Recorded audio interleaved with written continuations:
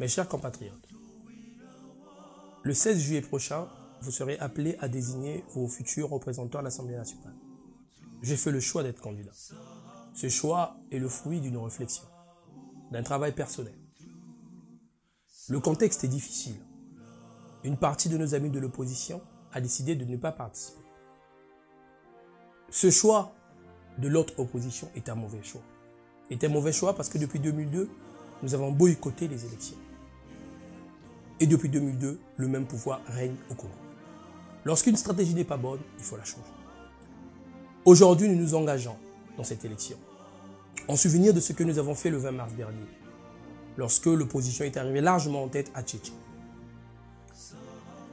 On ne peut pas croiser les bras face à la situation délétère du pays.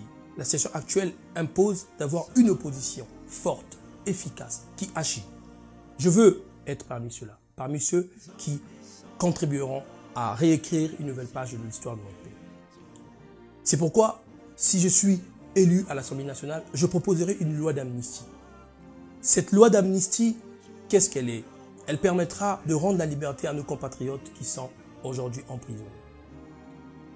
L'amnistie ne veut pas dire l'absence de culpabilité. L'amnistie veut dire le pardon, la réconciliation nationale. Rendre la liberté à nos compatriotes, quel que soit ce qu'ils ont pu faire, c'est de regarder ensemble vers l'avenir. C'est faire le choix de se réconcilier, faire le choix d'un peuple uni, d'un peuple fort qui regarde devant. Mon engagement politique date de plus d'une dizaine d'années. C'est un engagement sincère que je plaçais du côté des valeurs, du côté du respect des engagements. Je suis membre de l'opposition congolaise. J'assume cette appartenance et je veux réinventer l'opposition congolaise. C'est pourquoi j'ai eu une pensée particulière pour ce peuple qui doit nous aider à réinventer l'opposition. Il manque de tout au Congo, mais il manque particulièrement de l'énergie. C'est pourquoi à l'Assemblée nationale, je proposerai une loi de précarité énergétique. Il faut lutter contre la précarité énergétique. Il n'est pas normal que les Congolais manquent d'eau, que les Congolais manquent d'électricité et que l'État soit irresponsable. L'État doit être condamné à partir du moment où les Congolais manquent d'eau et manquent d'électricité, puisque les sociétés qui fournissent l'énergie sont des sociétés d'État.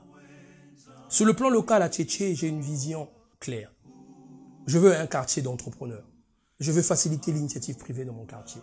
Je veux faire en sorte que les jeunes filles mères soient accompagnées, soient appuyées, pour que faire un enfant ne soit pas un délit, mais une façon de donner la vie. Quel beau cadeau que la nature nous a accordé. Je veux faire en sorte que les jeunes se forment, que la formation professionnelle soit accessible à tous. Je veux faire en sorte que notre quartier soit propre, que les poubelles urbaines soient éradiquées. Et pour ça, nous avons des choses à proposer. Il faudra se battre pour que nos quartiers soient débarrassés une fois pour toutes de toutes ces poubelles, de tous ces marchés sauvages. Oui, il est possible. Il est possible d'offrir une autre vie aux Congolais. Il est possible de faire de Tchétché un quartier correct, un quartier où il fait bon vivre. C'est pourquoi, mes chers amis, je vous appelle massivement à vous lever. Levez-vous massivement pour faire entendre la voix du peuple, pour faire entendre la voix de l'opposition. Une opposition forte, une opposition courageuse. Le 16 juillet à Tchétché, aucune voix ne doit manquer.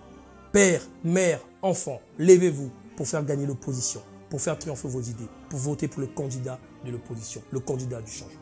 Je vous remercie.